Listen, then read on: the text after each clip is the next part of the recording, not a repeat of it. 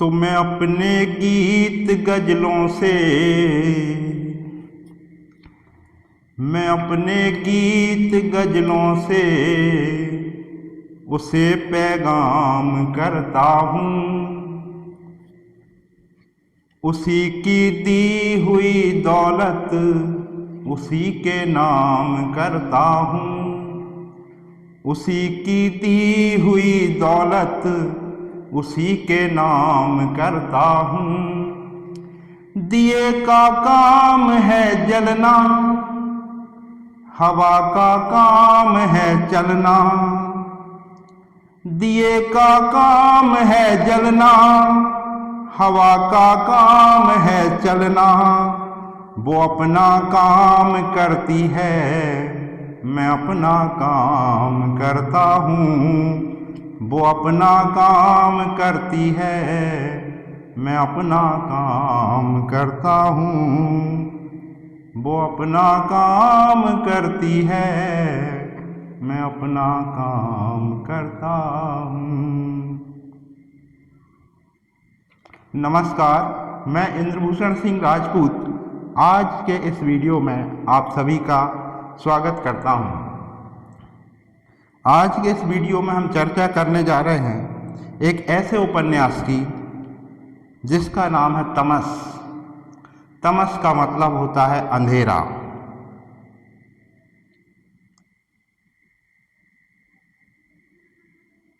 तमस अभिव्यक्त करता है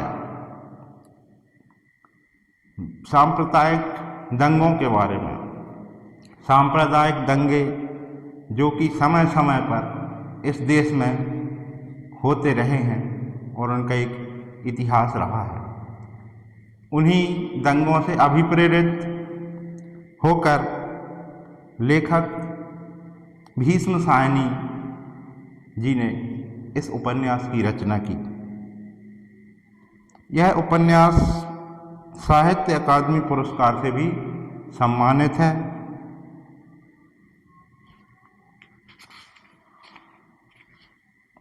प्रकाशन वर्ष इसका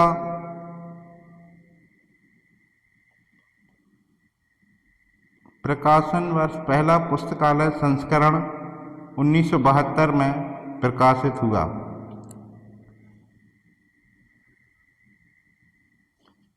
इस तरह से तमस एक ऐसा उपन्यास जो कि अभिव्यक्त करता है कुछ दंगों की कहानियों को। मुझे ठीक से याद नहीं कि कब बम्बई के निकट भिवंडी नगर में हिंदू मुस्लिम दंगे हुए, पर मुझे इतना याद है कि उन दंगों के बाद मैंने तमस लिखना आरंभ किया था। यह सचमुच अचानक ही हुआ, पर जब कलम उठाई और कागज़ सामने रखा तो ध्यान रावलपिंडी के दंगों की ओर चला गया।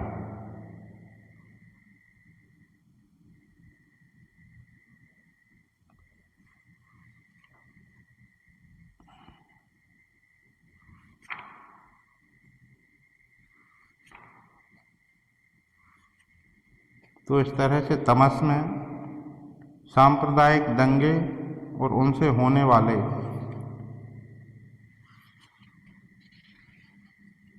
नुकसानों को उजागर किया गया है। तमस का साधारण शब्द होता है अंधेरा।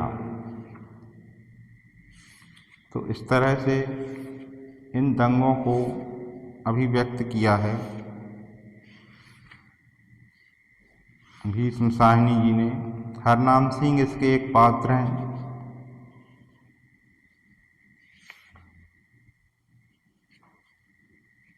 जसबीरो, बंतो, ये भी इनके पात्र हैं। अकरा, ये भी इनके पात्र हैं। एहसान अली, ये भी इसके पात्र हैं।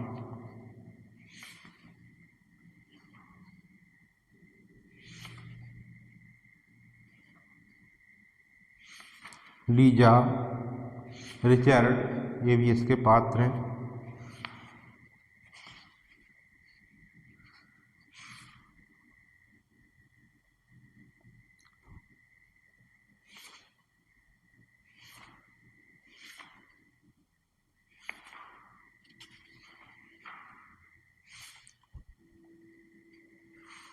इस तरह से तमस उपन्यास इन सब चीज़ों को अभिव्यक्त करता है।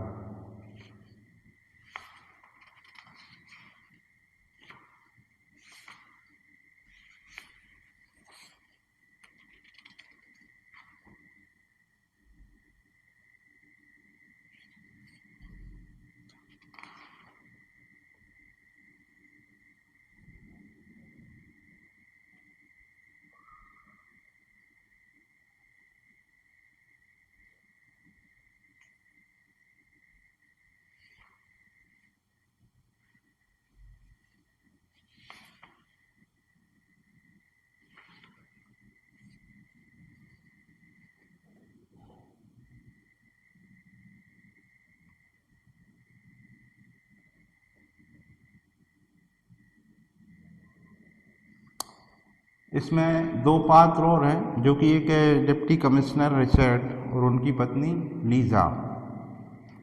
सोफे की ओर देखकर उसे सहसा एक अनोखी सी बात याद आ गई और वह मुस्कुरा दिया। यह सोफ़ा उसने यहाँ तब्दील होने पर कमिश्नर लॉरेंस से लिया था और जो स्वयं तब्दील होकर लखनऊ जा रहा था, और जब बाद में उसने सोफे पर से कपड़ा उतारा था तो उसके नीचे भी वैसा ही भद्दा चटक नज़र आया था जैसा अब नज़र आ रहा था। और उसने सुन रखा था कि कमिश्नर की पत्नी भी बोरियत का शिकार थी और वह भी नशे में या तो रोते रोते हंसते हंसते सोफे को गीला कर दिया करती थी।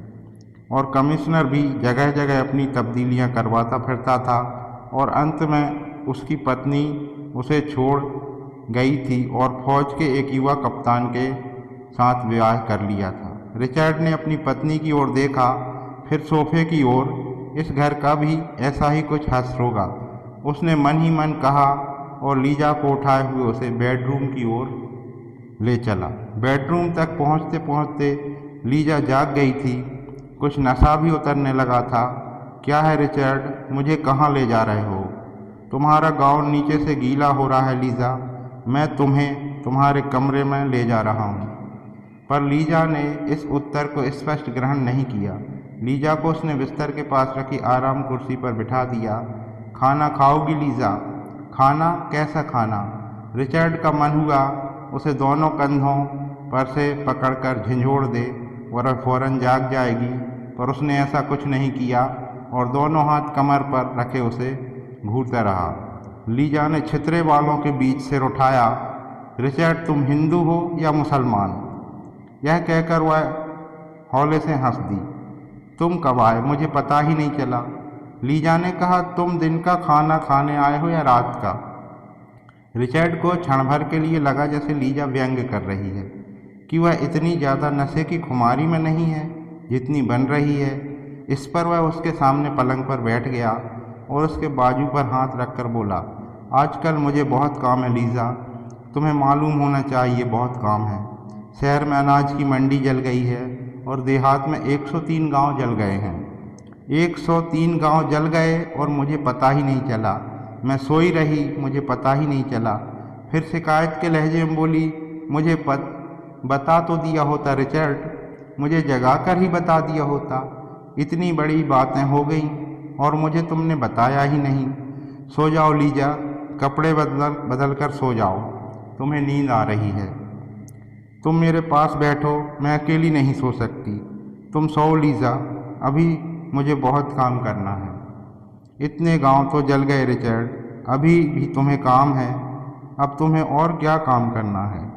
रिचर्ड ठिठक गया। क्या लीजा व्यंग कर रही है?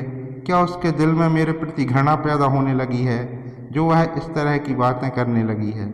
नशे में डूबे हुए सभी व्यक्तियों की तरह लीजा भी जो मन में आता कहे जा रही थी। वह कुर्सी पर से उठी और लड़खड़ाते हुए पलंग पर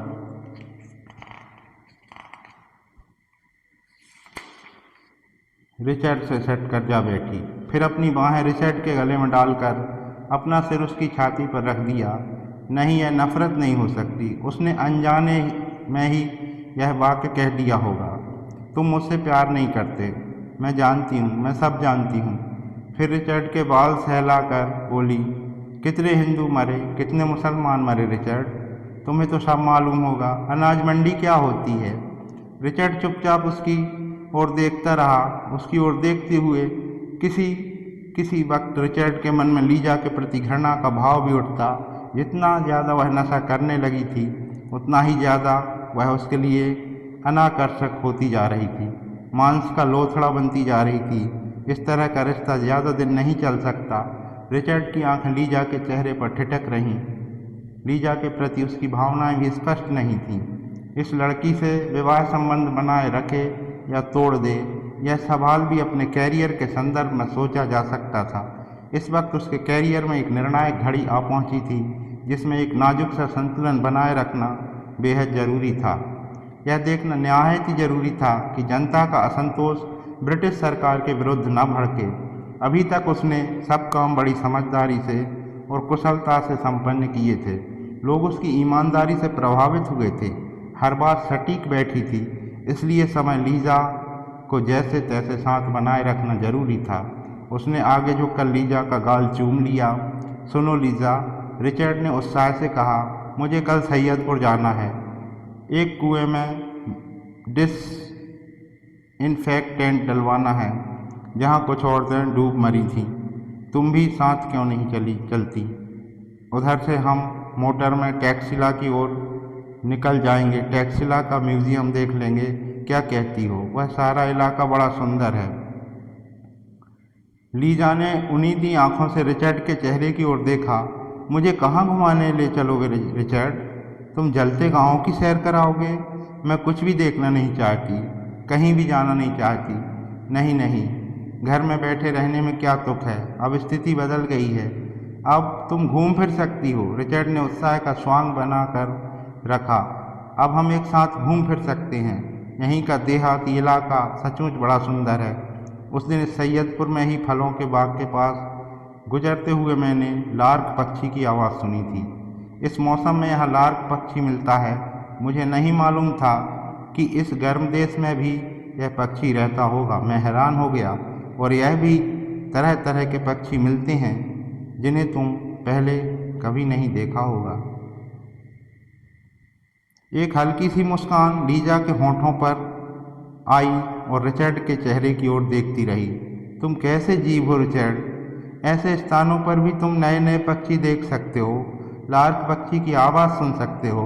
इसमें कोई विशेष बात नहीं है लीजा। सिविल सर्विस हमें तटस्थ बना देती है। हम यदि हर घटना के प्रति भावुक होने लगें तो प्रशासन का एक दिन भी नहीं चल पाएगा। यदि 103 गांव जल जाएं तो भी नहीं। रिचर्ड ने तनिक रुककर कहा, यह मेरा देश नहीं है, ना ही ये मेरे देश के लोग हैं। लीजा रिचर्ड के चेहरे की ओर देखती रह गई। मगर तुम तो इन लोगों के बारे में किताब लिखने जा रहे थे रिचर्ड, इसी नस्ल के बारे में, वही ना। किताब लिखना और बात है लीजा, उसका प्रशासन से क्या मतलब है।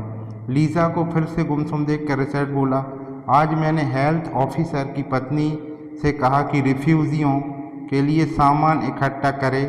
यहाँ पर गांव से आने वाले रिफ्यूजियों के लिए 2 कैंप खोले जा रहे हैं और मैंने उसे यकीन दिलाया है कि तुम इस काम में हाथ बटाओगी। फिर अपने सुझाव को अधिक स्पष्ट करते हुए, रिफ्यूजियों के लिए कपड़ा, रिफ्यूजी बच्चों के लिए खान पान की चीज़ें और खिलौने तुम इकट्ठा कर सकती हो।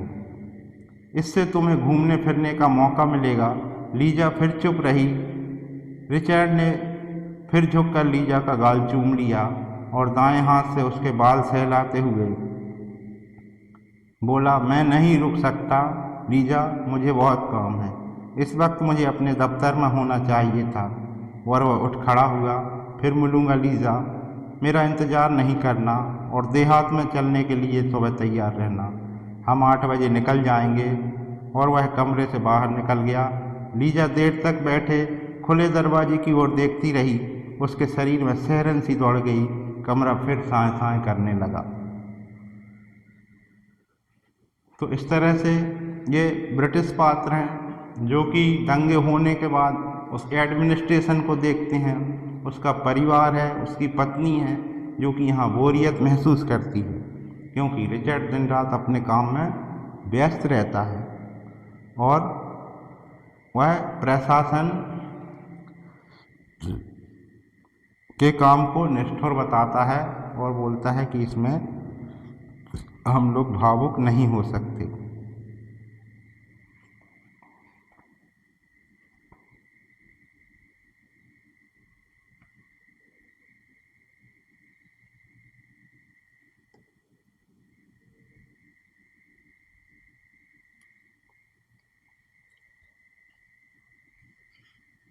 इस तरह से ये दो पात्र इसमें ब्रिटिश हैं।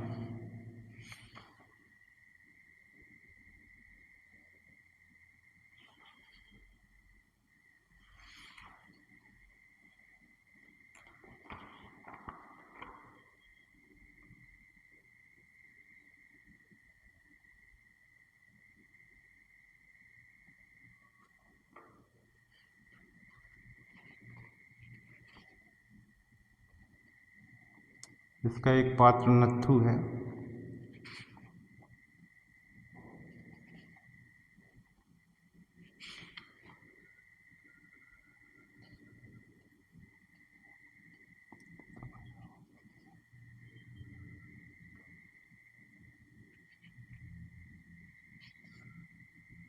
इस तरह से ये तमस उपन्यास, जो कि हिंदी साहित्य UGC नेट का सिलेबस में भी है,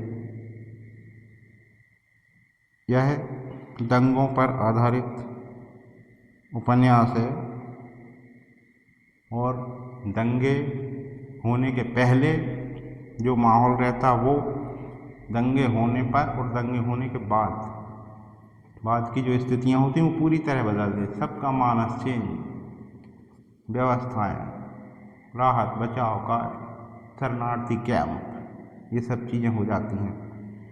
तो इस तरह से इस तमस के बारे में इतनी जानकारी आज दी गई थी। आगे और भी जानकारियों के साथ हम आगे आते रहेंगे।